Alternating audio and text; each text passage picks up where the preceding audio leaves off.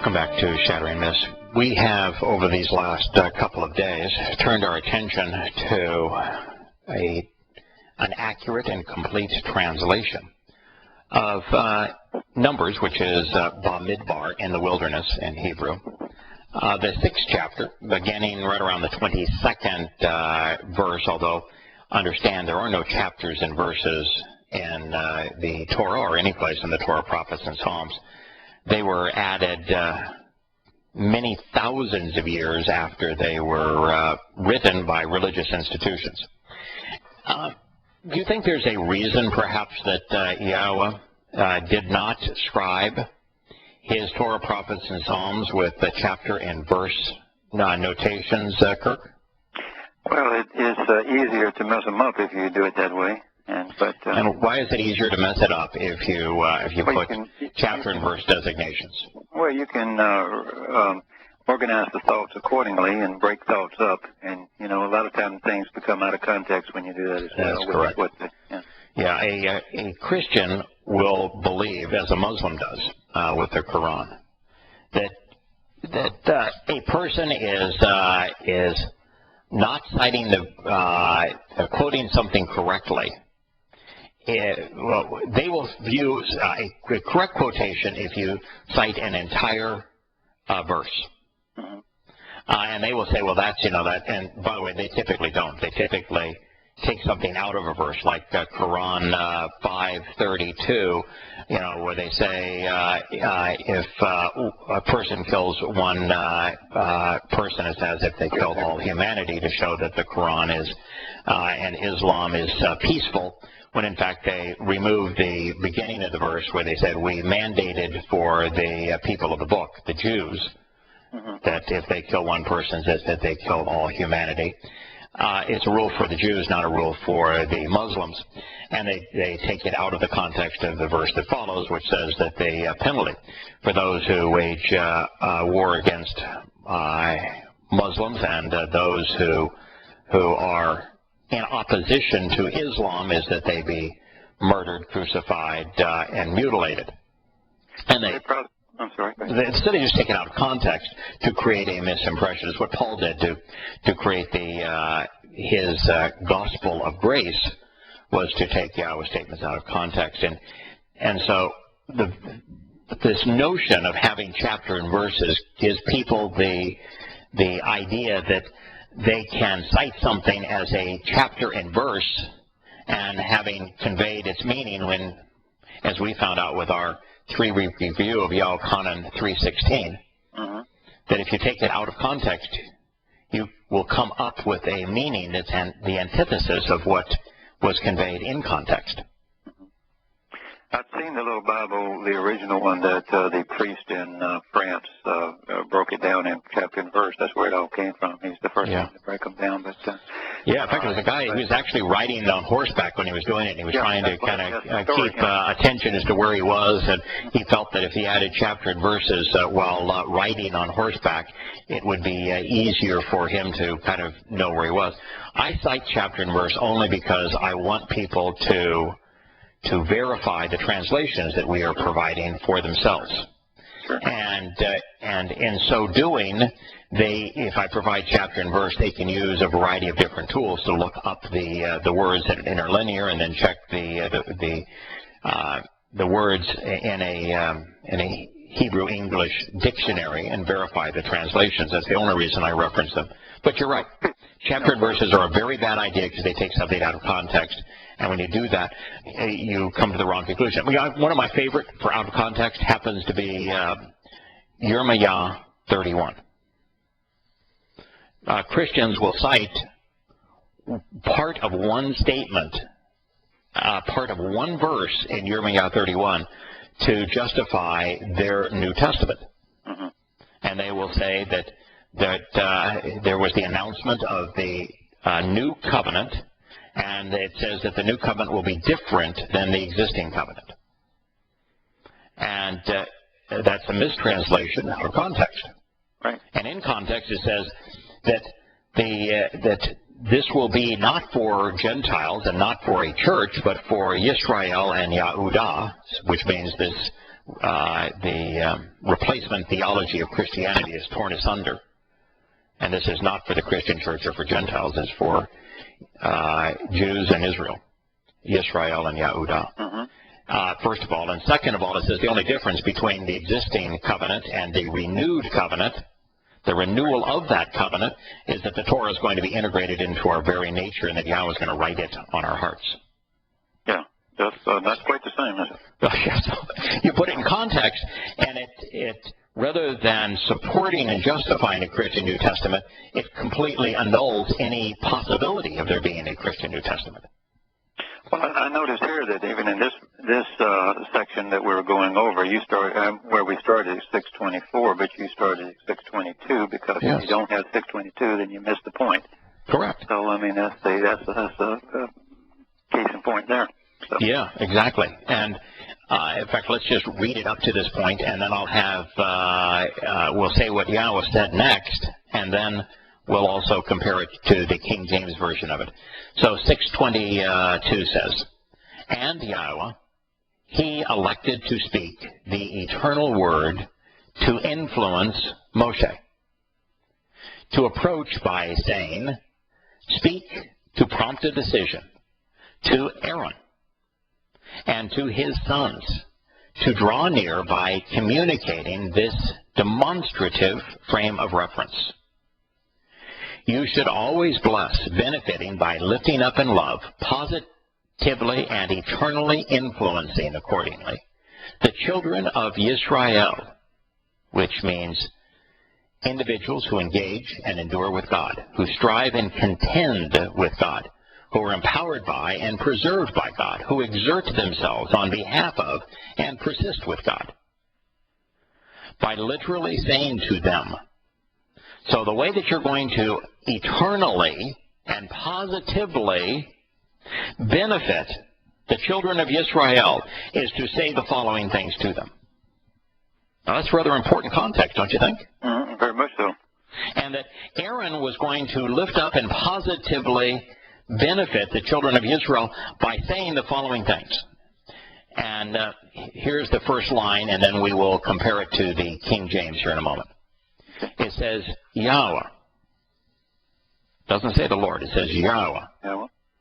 He wants to kneel down in love, to continually bless you, desiring to lift you up forever for your benefit. And he has decided to actually and continually focus upon you. Now, what is the King James? It says, "The Lord bless thee and keep thee." My God. First of all, the Lord, who's that? I mean, Yahweh uses the Hebrew term for Lord, Baal, throughout the Torah to describe one individual. Who is that individual? Satan, Satan, the adversary. So if you're saying the Lord bless thee, you're talking about Satan. Yeah, you want to hear a couple other verses? I mean, the same verse in a couple other ways. The American Standard Version is Jehovah bless thee. There's the Jehovah. Is there any even remote possibility that God's name could be Jehovah? No. There's no. Is there a J in Hebrew? No, sir. Is there a J sound in Hebrew? No, sir. No V either. Is there no V in Hebrew, is there?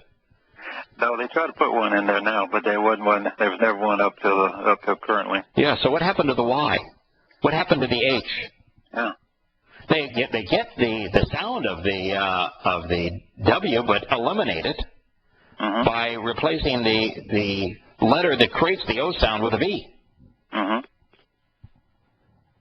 They at least got the ah at the end of it correct, but you know, it's God's name. You know, you think that God knows how to spell? I mean, I'm just going to just ask a wild question out there.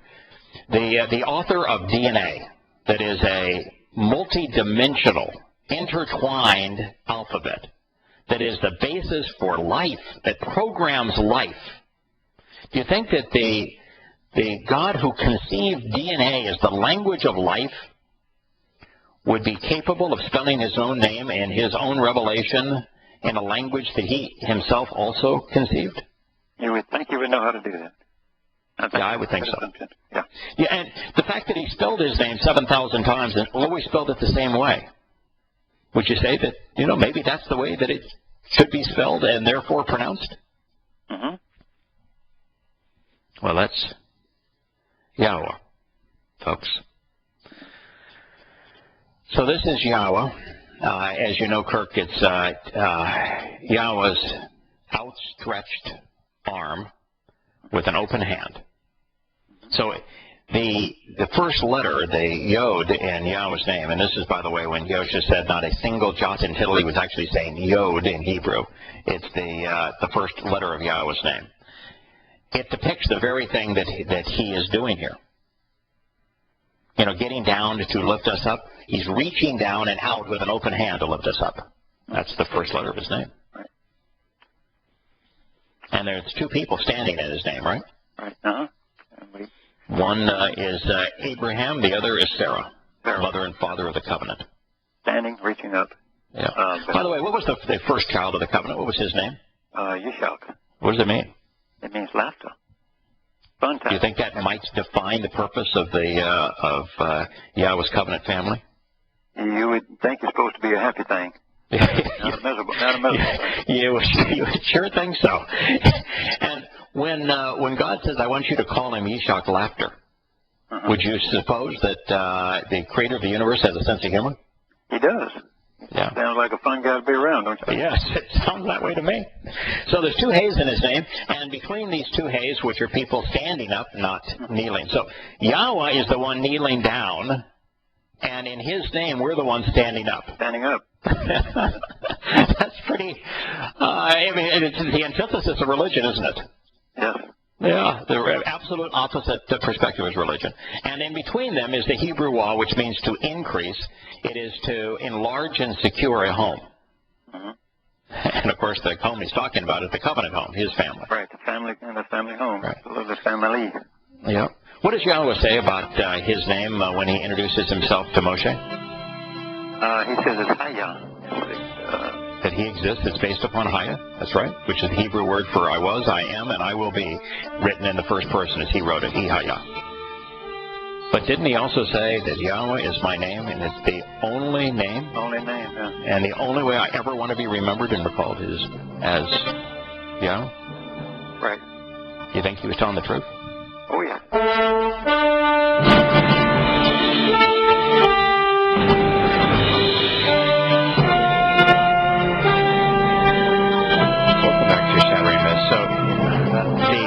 Popular English translation, the one created initially in 1609, I believe, most likely by the lead translator, Sir Francis Bacon, who was a Rosicrucian, which means he was an occultist.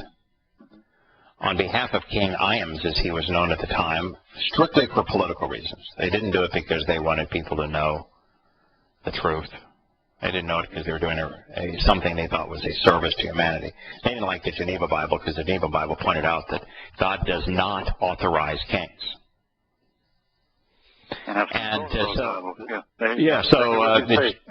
Geneva Bible says that God does not authorize kings. It became very popular. The King James was created expressly to undermine the influence of the Geneva Bible and to create the impression that God authorizes kings, which is necessary for a king to rule over subjects. And in that Bible, rather than saying Yahowah, and it's Yod-Heh-Wah-Heh, they replaced Yahowah with the Lord. Is there any place that you will read Yahowah calling himself Ha-Baal? No. How about even Ha-Adon? No, that is my Lord. Actually, Adonai is my Lord. Adonai is what the Masoretes wrote above Yahowah, because they, being religious and having usurped Yahowah's authority in rabbinic Judaism, kind of cleverly, they said that, God is clearly, they called him Hashem, the name. Hashem is clearly in favor of free will. And so in free will, the governing influence and free will is a vote. So on establishing religious authority, we will have Hashem vote, and the rabbis will vote, and whoever is in the majority will carry the vote. That was Rabbi Akiva's. What a way to run a railroad, huh? Yeah, that's Rabbi Akiva's strategy. And they're the ones that came up with my Lord as the replacement for Yahweh's name. Did God give us the authority to replace his name? I think he gave us he told us absolutely the opposite. In fact, this morning when I woke up, I wrote down the 3 little things that I thought you might add somewhere down the line when we got to the next part about when we got to his name. And if I recall, paraphrasing a little bit, he said, "Don't diminish my name." That was in stone. He was set in stone. That was the 3rd statement on the first of the 2 tablets. In fact, he even said that the diminishment of my name, which would be the replacement of his name with the Lord, would be the maximum diminishment you could possibly do of his name. Ignoring his name, obliterating it, and replacing it with Satan's title. He says it's an unforgivable sin. Unforgivable. And he said, "My name is," and he called it his renown, and he wants it to be remembered. He wants to be remembered by that name forever. Right. Yeah. Did he ever say you can? But when the Christians come, you can change my name to Jesus Christ. Sure. Yeah, right. Well, and then I did say that. Then you've got another well-known verse where he says, "What is my name and what is my son's name?" In Proverbs. I mean, do you know? Do you know it? Do you know it? And then when you throw in the fact that he wrote it 7,000 times, they erased it a couple hundred times and scratched it out 6,800 times. Yeah.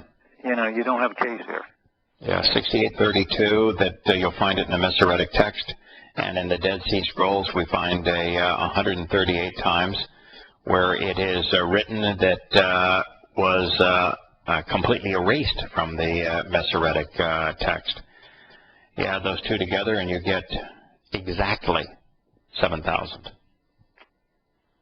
And 7,000 times, it staggers the mind that religious morons would take it upon themselves to justify erasing his name and replacing it with Satan's title 7,000 times. It doesn't say Ha Baal here. It doesn't say Ha Adon here.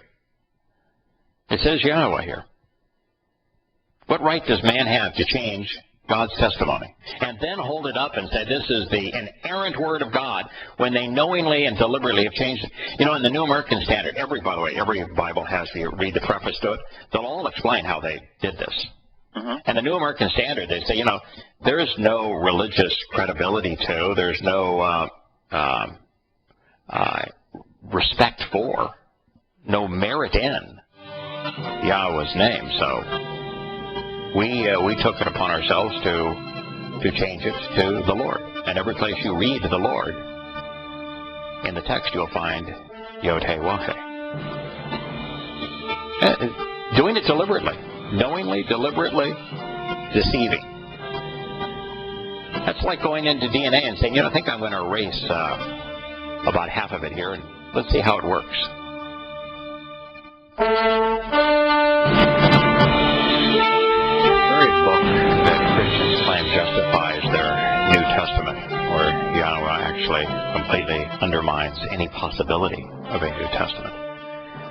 It's a book that is the only book of its kind in the Torah, Prophets, and Psalms that actually says that it was written on behalf of and to Gentiles. In that book, which is a conversation against the influence of religion, Yahowah says the single greatest crime that's ever been perpetrated was the replacement of his name with the title of the Lord. So God's pretty upset about this. He calls it the single greatest crime that's ever been perpetrated is this crime that is perpetrated by every religious publication, the substitution of his name for Satan's title, the Lord. But it gets worse as we go forward. You might say that, well, since Barak does convey blessing, although that's not his primary meaning. His primary meaning is to kneel down. and it's to kneel down, to lift up. So it's not bowing down. There's a Hebrew word for bowing down. It's not to bow down. It's to kneel down with the express purpose of lifting up. A lot different. Yeah, a lot different. They only conveyed one word for Barak. They omitted its primary meaning, which is to kneel down.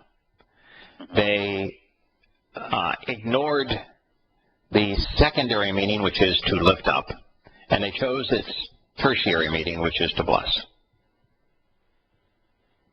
And then what they forgot is the juice of mood. Do you think that Yah created the juice of mood, which is an expression of third-person volition? Do you think he created the juice of mood and added the suffix letter to the verb bless, to kneel down, to lift up in love? Do you think he added the juice of mood just because he says, this will make it more challenging and they'll never figure this out and hopefully they'll just ignore it? Hardly. Hardly. The juice of mood is an expression of third-person volition. Volition can be conveyed in English in one of two ways. You can express it as the will or desire of the individual, or you can express it as the choice or decision of an individual. Now, those things are usually very related, and if I want to lift up my child, I will decide to lift up my child. They usually aren't in conflict. These are related concepts, but they can be expressed either one of the two ways. It's either Yahowah has chosen to kneel down in love, Yahowah wants to kneel down in love, it's Yahowah's will to kneel down in love, Yahowah's decided to kneel down in love. But it's an expression of his will. Why did they leave it out? Maybe just make him too nice a guy. I mean, who knows? Yeah. Now, this was also written in the imperfect. There's two conjugations in Hebrew, the perfect and the imperfect. If it's written in the imperfect, it means continually. Continually. Ongoing. Why did they leave that out?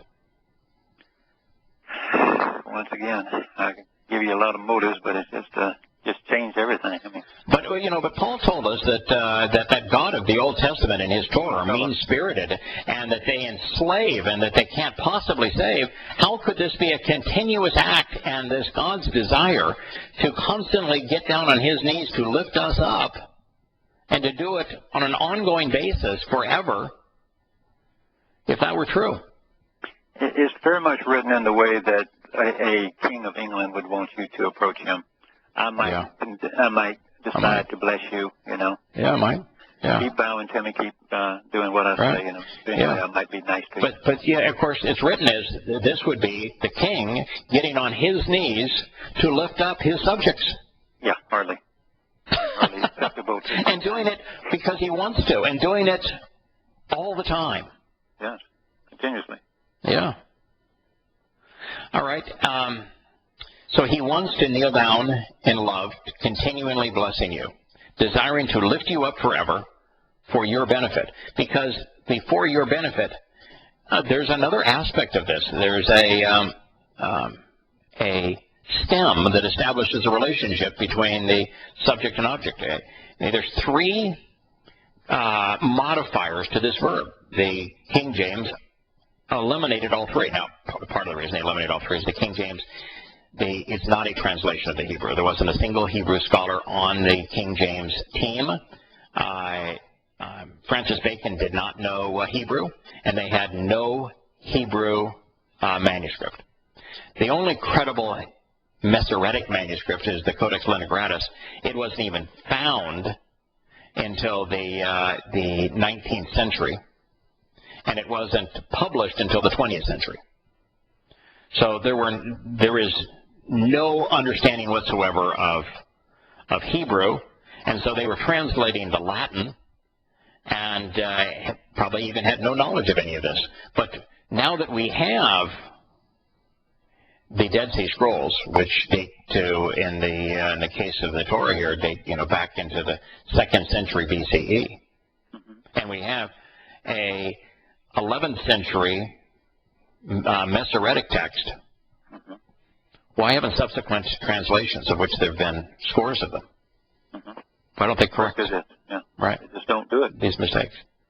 Yeah, so this was written in the Peel stem. The Peel stem says that the subject, who is Yahowah, influences the object, which is you and me. So they chose not to convey that him getting down on his knees actually influences us by lifting us up, right, which is why we're shown standing, by the way, in his name. And so they got a single word, and they forgot all of the relational impact of the stem, the ongoing nature of the conjugation, volitional nature of the mood, and they eliminated the primary and secondary meaning of Barak.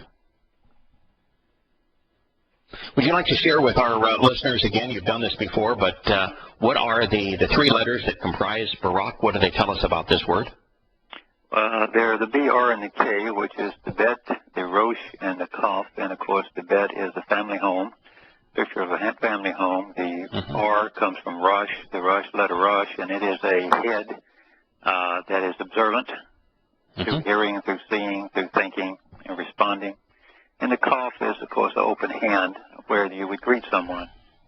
So it's a totally different connotation. And since it's the observant individual who is part of his family and home that he's reaching out to and opening the way to and greeting with his open hand, who is he kneeling down to? All of humanity? No, those who are considering, observing him. Right, and who are part of his family. Part of his family, right. The only people he saves, the only people he communicates to, the only people he talks to, the only people he listens to. He's not going to bring everybody into the party to mess up the party. That's right. Now, there is an exception to that, and it's a temporary exception, and it's in rare cases. It's probably fewer times than 1 in a million. And that is that Yahowah will reach out to, and he will communicate with someone who he knows because he has seen the future. Will choose to engage in a relationship with him. Will choose to pay attention to what he has to say.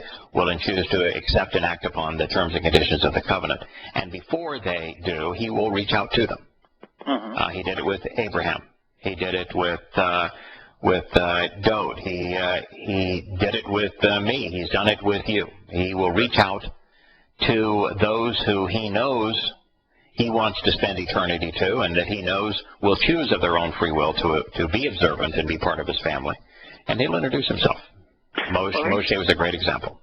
If you were hanging out with the crowd and you were not of the 10 or the 12 tribes, and you were part of going along with Moshe and all those, you're in close proximity to these people, then the invitation is to you too. I mean, it's not like you had to be part of the correct chosen people. Oh yeah, the invitation is to everyone. The invitation is to everyone, and it's an open invitation. He wrote it in his Torah, the most publicized book in human history. So I mean, it's not like it's no one had a chance. I mean, it's there. No, everybody has the opportunity to get to know Yahowah, and anybody can read the Torah. It's his open invitation to engage in this family, in this relationship. You're right. That said, the exception to the rule that God never talks to or listens to anyone who isn't part of his family is for a very brief period of time, certain individuals he will reach out to and talk to and introduce himself to before they have come to know him and before they've chosen to become part of his family. But in 100% of those cases, those individuals choose to be observant and choose to engage in his family. Now, the next word is the one that they have, and keep thee. But the word is shamar. Shamar doesn't mean keep. No, it's very much observe. Yeah, it's observe. Carefully consider, pay close attention to. Yeah. Wouldn't you like the creator of the universe, who has so much to give, who is willing to get down on his knees to lift us up? Wouldn't you want him to pay attention to you, to be interested in you, to focus on you, to consider your merit? Is there any child that doesn't want their parent to pay attention to them? Of course not. And when you're a parent and you're paying attention to your child, it's both benefit, the parent and the child. And that's what shamar means. Why don't we dissect shamar through the three letters that comprise the word? We have it starts out with the shin, which is an SH sound. It's in the shape of teeth. It's language, nourishment. The next letter is the mem, which is an M, and that's water, or life. This last letter, and cleansing. And cleansing, yes, I'm sorry. And cleansing. Connotation there with the set-apart spirit, the Ruach Kodesh, that cleanses us. The Rosh, the R, which is, once again, we're engaged, is the engaged individual, the one who's carefully considering. Yeah, eyes are being used to read, ears are being used to listen, mouth being used to respond, brain being used to process that information. So you would absolutely expect that in a word that means to observe, that to closely examine and carefully consider, you would have the Rosh in the midst of it, which is an observant individual. And that's, the word concludes with that. But it tells us what we ought to be observing, right, with the shin, which is the word. And the mem, which is the inspiration, the enlightenment that comes from the word, and its life-renewing and cleansing nature.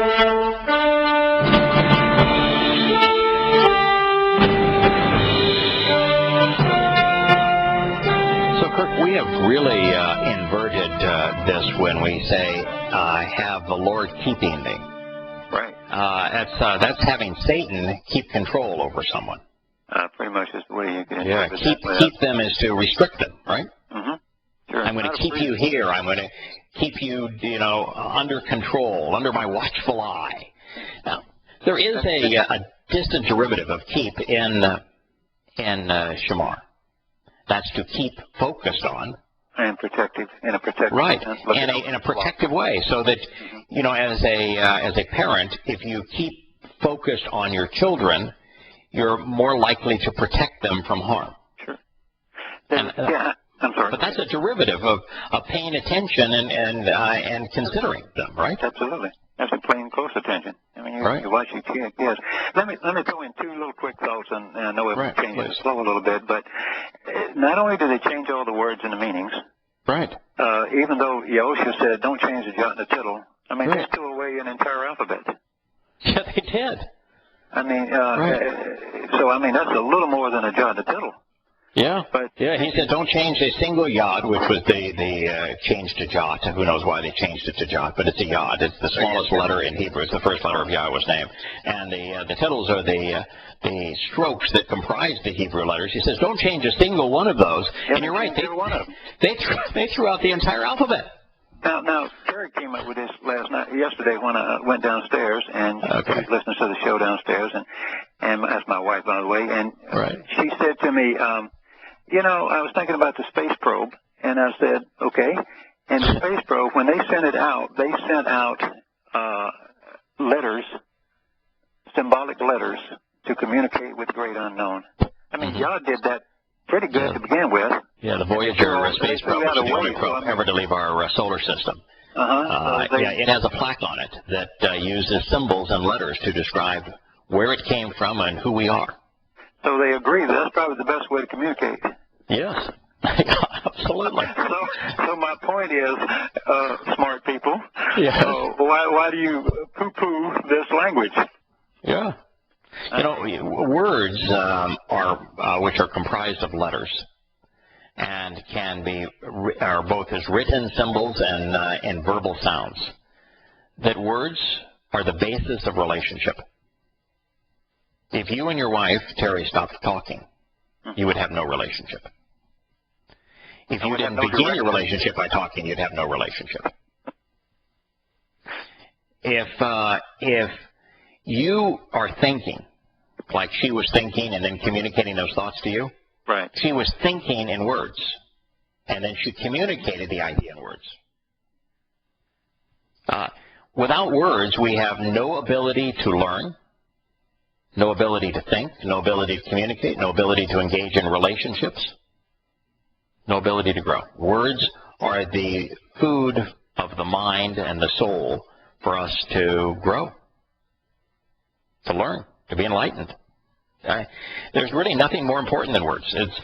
That's why Yahowah says, if you want to see me, look at my words. And you're right. In this case, they threw out the whole alphabet. And, this is like throwing out DNA. Yeah. Being a biologist and say, what I think I'm going to do is just throw out DNA because it's just way too cumbersome. I want to come up with something different. Say what? Who are these people? Right. Here's the word. The letters of the word explain the meaning of the word. And yet they threw out all of that so they could change it. So they have the Lord keeping you. Keeping you from what? And when he didn't say, I'm going to keep you, it's the kind of not only is the concept, Kirk, of Yahowah getting on his knees to lift us up in love so that we're standing and he's the one lifting us up, which is the antithesis of religion. This is the most wonderful perspective in the world, Shamar, recognizing that if we pay attention to who Yahowah is, he will pay attention to us. If you want God to care about you, to notice you, to engage with you, to enrich you, to empower you, to save you, pay attention to him. He reciprocates. It's ultimately fair, isn't it? I think it's wonderful. That's something you can do. Yeah. Personally, I want the creator of the universe, who has the power over life and death, who has the power to perfect and to save, who has the power to teach and to enlighten. I want him to care about me. Sure. Yeah. I think no argument there. that this is it's the ultimate desire. It's what we should all want. But how are we going to get there if we corrupt all of the words and we toss out the very language that communicates this?